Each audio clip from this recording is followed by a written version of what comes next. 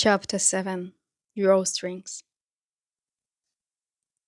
Backstage was a different kind of energy.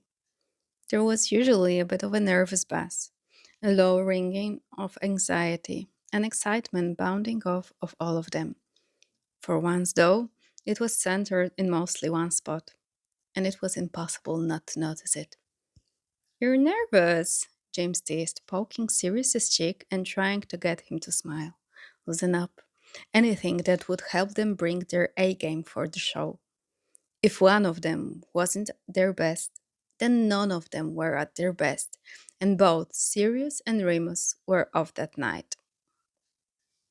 I'm not, he said, swatting away James's hand when he normally would not have cared. You are. No, I'm not, Sirius said again. James was smiling like mad. He knew for sure the moment Sirius set out Regulus before the show, making sure he would actually be watching. It was a fair thing to be worried about since Regulus hadn't been to any of their shows and they couldn't be sure that he wouldn't just ditch them. But James was convinced he would be there. He had faith. You are. It's cute, James told him. They were getting their in ear put in. The things that help them hear their own voices as well as get the timing right on their instruments. James's were hot pink, and he smiled when he realized it matched his outfit that night. Truthfully, he hadn't been too sure about the shit, not until he caught Regulus openly staring at his arm earlier. Yeah, that was probably when the confidence kicked in, and he decided that he looked good. He sighed dramatically. He's never seen me perform before, he said, slightly quieter. Peter and Remus were a bit further away, taking shots of Pink Whitney and talking about how much they knew they were going to regret it later, so they weren't even paying attention. Although it was possible Remus could hear them anyway. His hearing was inhuman sometimes. He could hear things from rooms away and would just blame it on them for talking too loud. Ever? James asked. There had to have been at least one time, even if it was just Sirius alone in his room. He shook his head. No, I mean, he would never sneak out with me when we were in school, and he's been so fucking busy ever since he graduated, Sirius explained. Now, James was kind of nervous. If this was the very first one of their shows he would ever see, they had to make it good, which was going to be hard if they weren't all 100%. Remus and Sirius? Not 100%. They were talking now, sort of, but it was strained. Usually they had the best chemistry on stage, which made a lot of sense now, and the fans loved when they interacted up there. And the song, Sirius said. It took James a moment to realize what he was referring to, but it clicked. Sirius almost never shared song he wrote about his family or what it was like for him in that household, but he had decided to record it, and it became a real tearjerker, and it was on the set list. He had shown it to James years ago when he first wrote it, and it had taken a long time for him to be ready to share it with the world. It was a personal song for him, and it might hold some of the same feelings for Regulus. Oh, James said softly, we can take it off the list, Pats. You know that. He shook his head. No, I don't think. I mean, maybe he'll like it. It's a good song, James agreed. Sirius took a deep breath, pushing his hair back and clearly thinking. James didn't want to give his input. In this scenario, his opinion didn't matter. Regulus wasn't his brother. He wasn't the one singing the song about their childhood. James remembered when they first released the song, how Sirius kept checking his phone, waiting to see if Regulus was going to message him about it. After weeks, They were pretty sure he hadn't heard it, and at the time, James thought it was a really shitty thing for a brother to not listen to your craft. But now he realized things were a bit more complicated than that. Just a couple of days ago was the first time Sirius had seen Regulus perform in years. James didn't understand their relationship most of the time. It is? Sirius asked. Normally, he would never in a million years doubt himself or his songwriting abilities. He was always very cocky about it, but it was in tiny moments like these where it all was clear just how much he needed to hear it was true. He needed someone else to verify that he had done a good job. It's fucking amazing. And so many people out there connect with your words, and it's beautiful. That was apparently exactly what Sirius needed to hear, because some of the tension he had been holding relaxed. Some, but not all, which meant James's work was not done. There was still 20 minutes before they were supposed to go on, which was hopefully enough time. He pulled Remus aside, making sure Sirius wasn't paying attention. He would probably kill him for this. Mooney, James said, his voice taking a more serious tone. He wasn't going to scold him. They were all adults, but both of them were too stubborn to work this out themselves. So James thought it was okay to just give them a little bit of a push. To his credit, Remus didn't react all that much to being forced into the closest room that James could find, which happened to be a broom closet.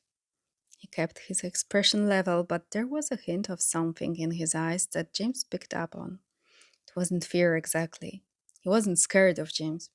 Perhaps he was scared of what this conversation was going to be, or he already knew exactly what James was going to say and didn't want to hear it. James didn't mess around when it came to his friends, and he planned on having a similar conversation with Sirius. Bronx, he responded, a slight nod of his head in acknowledgement. James sighed, reminding himself what and who he was doing this for. Look, I don't know what happened with you and Sirius, he started, which was a lie, but Remus didn't need to know that. But Regulus is here tonight, you know? Remus frowned, probably expecting something different. Yeah, I know. Good, good. James? He's nervous, Mooney, okay? And I'm not blaming you or anything, but whatever is going on with you guys isn't helping. Nervous? Remus asked. He probably would have noticed if he was actually paying attention, but of course, his best friends were idiots and were only oblivious in the most annoying circumstances. Yeah, and well, you've always been better at calming him down than I have. That was true. At least sometimes.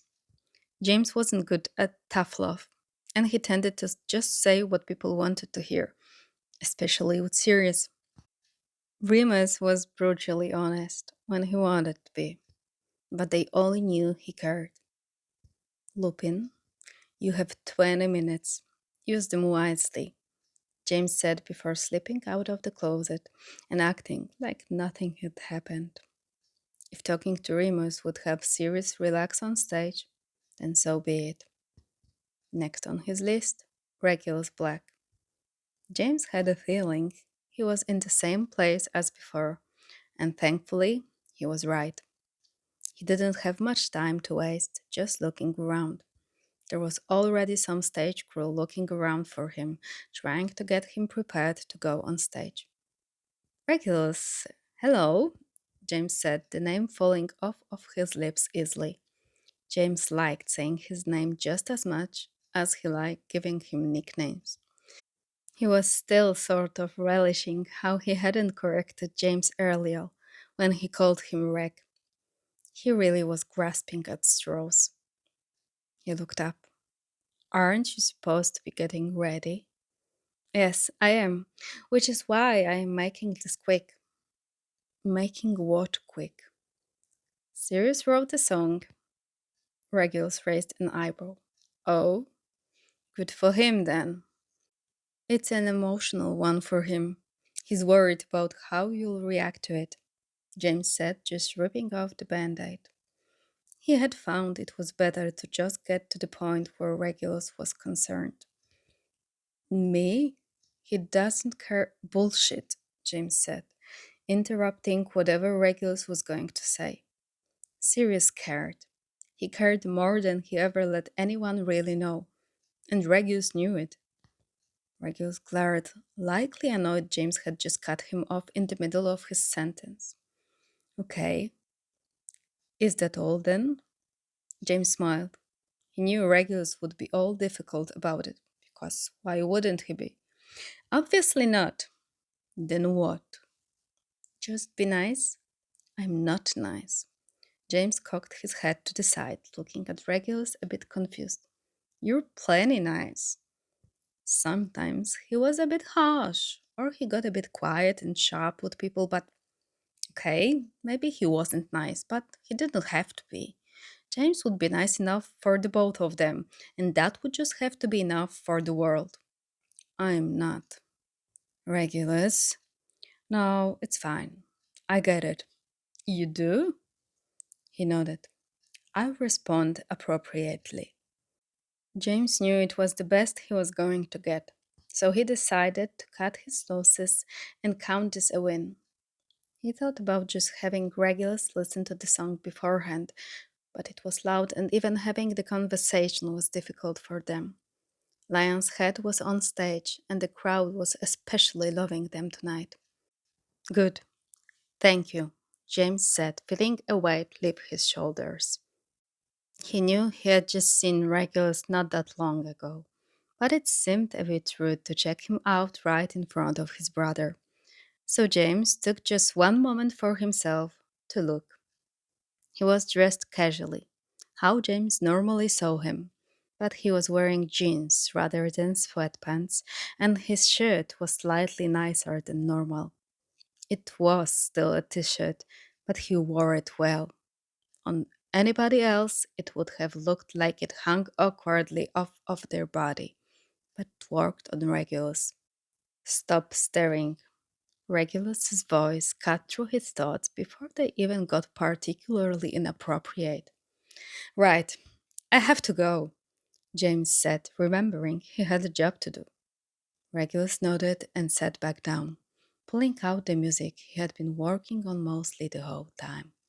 James was very interested in hearing the song, although he knew he probably wouldn't get to until it was released or had gone through a lot of production. He wanted to hear Regulus play it for him. Good luck, James. As if I need it, he responded. James smiled the whole way back to his friends and didn't care to dwell too much on why that was the case. His guitar was waiting for him, as well as one of the sound techs who was not pleased with his late appearance. Everyone else was ready to go. They had their instruments, Pete had his sticks, and Marlene's band was ending their final song. Sirius raised an eyebrow in question, asking where he had gone. James first noticed he seemed a bit calmer now, and hopefully he and Remus talked through whatever awkwardness had happened between them. He had no interest in doing all of their work on stage, not for something as little as a kiss.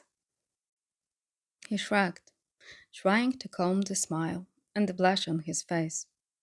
It was no use, though. Sirius had seen it. James could still feel it burning his skin, his thoughts branding themselves on his forehead. James had never really been one to be able to hide what he was feeling. He was straightforward and honest, and he was a horrible liar. It was useless to even try to lie to himself. James had a crush on Regulus. James was a dead man walking. Marlene's score could wait. Really, there were more important things to be paying attention to, so the score could wait. It could wait as long as James Potter was on stage. At first, he had been trying to listen to the music, to hear what they had created and look at it from a purely objective standpoint. But every single time he saw James play a chord or sing into the microphone or wink at Regulus or even just fucking stand there, Regulus was helpless to pay any attention to the songs. Marlene and Benji had come to stand with him and watch the show probably at the worst possible time. He probably looked like an idiot, drooling over James. He felt a bit like an idiot. Like the show? Marlene asked, a grin on her face. She knew. God, it was being so obvious, and he hated it. He hated James for looking like that. But that was all it was. Simple attraction. James was attractive objectively. Regulus couldn't just pretend like he didn't notice, especially when he was on stage playing to thousands of people who were thinking the same thing that Regulus was. He wasn't special for happening to notice that James looked very good when he had bits of sweat trailing off of his forehead, or when he flexed his muscles in the tie shirt, or he moved his fingers so swiftly and so deftly along the fretboard. Everyone was thinking that. They're good, he said, deciding that was the safest option. She nodded, taking a sip of her beer. Regulus felt like he needed a drink. If he was going to get through the night, maybe this was why he had never come to a show before. Something in his brain had been trying to save him from this exact scenario. Do you have a favorite song yet? She asked. Regulus had not been paying attention to the music. Marlene, Regulus decided right then and there, was slightly evil. Can't pick a favorite. Whatever song they had been playing started to fade out, and the lights got a bit darker, as if the show was coming to an end. Regulus knew that wasn't possible, or at least very unlikely, since they had only been on stage for maybe 30 minutes. He looked to Marlene, about to ask her, when movement caught his eye. The band was leaving the stage. James and Remus and Peter. Sirius stayed sitting down at the piano that was on stage. The crowd was absolutely roaring, and it was a bit jarring to remember that everyone in the crowd was there for Sirius. James was practically bouncing when he got off stage. His guitar had been placed to the side, as had Remus's bass. Regulus hadn't expected it, but James walked over to him during his little break. He was breathing hard and he had a huge grin on his face. Holy shit, he said loudly, shaking Marlene by the shoulders. She laughed with him, handing him the beer, which he chugged at a speed that Regulus would have found impressive if he had been paying closer attention. He was pointedly not looking at James, which meant, for once, he was paying attention to the music. Sirius was singing a ballad, a slower song that was just him and the piano. Regulus knew immediately that this was the song James had tried to warn him about earlier. He took a step forward, still making sure nobody in the crowd could see him, but wanting to hear better. He was pretty sure that James and Marlene had gone silent behind him, but they could have been screaming, and he would not have been able to hear. Sirius's back was to him, which was probably for the best. His voice sounded thick, like he wanted to cry, which made Regulus want to cry. You are riding your bike to the sound of It's Not Big Deal, and you are trying to lift off the ground on those old two wheels. Nothing about the way that you were treated ever seemed especially alarming till now. So you tie up your hair and you smile like it's no big deal. You can let it go. You can throw a party full of everyone you know and not invite your family because they never showed you love. You don't have to be sorry for living and growing up. He was not prepared for the sheer emotion the song made him feel. It was Sirius's perspective of what they went to. It was his story. It was his song, and Regulus hadn't even known about its existence. The crowd was yelling the song back to him. They were singing these words that Sirius had written, and Regulus needed to get out of there. He couldn't breathe, and he needed air, but he couldn't leave. He couldn't look away, or stop listening, or do anything except for stand there. You can see the world following the seasons. Anywhere you go, you don't need a reason, 'cause they never showed you love. You don't have to be sorry for doing it on your own. You're just in time. Make your tea and your toast. You framed all your posters and dyed your clothes. Oh, you don't have to go. You don't have to go home. Oh, there is a long way to go. I don't believe that time will change your mind. In other words, I know they won't hurt you anymore as long as you can let them go. He felt a tear fall down his face. He had missed out on so much of Sirius's life, and he had missed out on so much of Regulus's, and it hadn't been their faults. It was their parents. It was all of the outside forces that were constantly trying to drive them apart. It was music versus ballet. It was freedom versus security. It was bravery versus fear.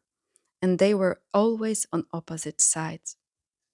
Reg, James must have been behind him the whole time, but he hadn't even realized. Regulus looked away. He was not going to cry in front of James, or cry in front of anyone for that matter. Without a word, he left the side of the stage and went to find the bathroom. He just needed a minute to himself. The bathroom was empty, the walls were concrete, the floors were linoleum, and it was empty. Regulus took deep breaths, trying to follow the breathing exercises he had learned ages ago. Sometimes they worked, sometimes they didn't. It didn't take long for Sirius to find him once the show ended. Regulus had made his way into an empty room, scrolling through his phone. Sirius was still dressed in what he was wearing on stage, and most of the makeup had sweated off his face by now. It looked like he hadn't stopped anywhere else, looking for Regulus straight away. He wasn't surprised. Sirius didn't like to leave things unresolved. He shut the door softly behind him and took a deep breath. I've been looking for you everywhere. Regulus shrugged. His legs were tucked underneath him, and he was sitting on a couch in the first room he found. Yeah. Did you like the show? Regulus sighed. I left. We don't have to talk around it. Sirius smiled. What? No, nothing. Just, I used to say that to you. Except we did talk around it. Yeah, we did. This was painful for both of them. Sure, things were better, but the two of them were so bad at communicating with each other and with others. I like the song, Regulus said. I'm sorry. You don't have to be. I just reacted to it. With good reason. There was a pause, and then, were you crying? Regulus shoved him, causing Sirius to erupt into laughter as he let his body be pushed to the side. You totally were. Literally, shut the fuck up. Sirius laughed, way too amused that he had gotten Regulus to cry. It took a lot. He usually refused to feel anything, positive or negative, but it just happened. He wasn't sure how to explain it, how to explain why it even happened. The song was sad, but it wasn't as reflective of what Regulus experienced in the house, and maybe that was why. Maybe it was just hearing Sirius's side of the story just shook him. So, who's Matilda? Regulus asked, the question sort of gnawing away at him. He understood that sometimes with art, people lied or changed names. She's a girl I met a couple of years ago. She sort of made me realize I was gay, but I just used her name because it fit. Really, though, I'm Matilda. Matilda is a better name than Sirius, Regulus agreed. All of them waited until most of the crowd had already left before they got back in the bus. They were going to be traveling overnight, which meant no comfortable hotel bed. But it also meant not having to share with Sirius. He shut himself off into the room at first, not wanting to see anybody yet. He had finally had the space to breathe, and he didn't want to give that up just yet. After he and Sirius talked, if it could even be called that, they mostly just gave half assed apologies and changed the subject as quickly as they could. Do you want a beer? Remus asked. He had walked into the back room that had basically been labeled as Regulus's, although these past couple of days he had not missed it at all. He had been trying to sleep for almost an hour, but they were all being loud up front, and he was very uncomfortable. Beer? Regulus asked. He thought they were all just going to go to bed, although he supposed the adrenaline they get after playing a show is too much to just sit around and do nothing. He followed Remus to the front of the bus, where Peter and James were playing a card game, and Sirius was rapping to an Eminem song. He sounded horrible. Reggie! James said loudly upon Regulus entering the room. Peter kept trying to tell him that it was his turn. James wasn't paying him any attention, though. Do you want a drink? Peter bought Mike's. Regulus, who had never much liked the taste of beer, accepted one of the hard strawberry lemonades and sat down next to Remus. Sirius was still trying to give them a concert that none of them wanted to listen to. Prongs, do you have a 7 or not? Peter asked, getting increasingly more frustrated when James wasn't paying attention.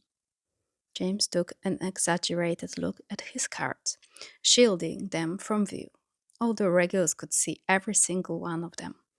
Hmm, I don't know, Wormtail, James said, drawing out his words. He shifted a bit in his seat, turning around to look at Regulus with a grin. Reg, have I got any sevens? Peter looked ready to throw his hands up and storm off of the bus. Only he couldn't exactly do that since they were on the interstate.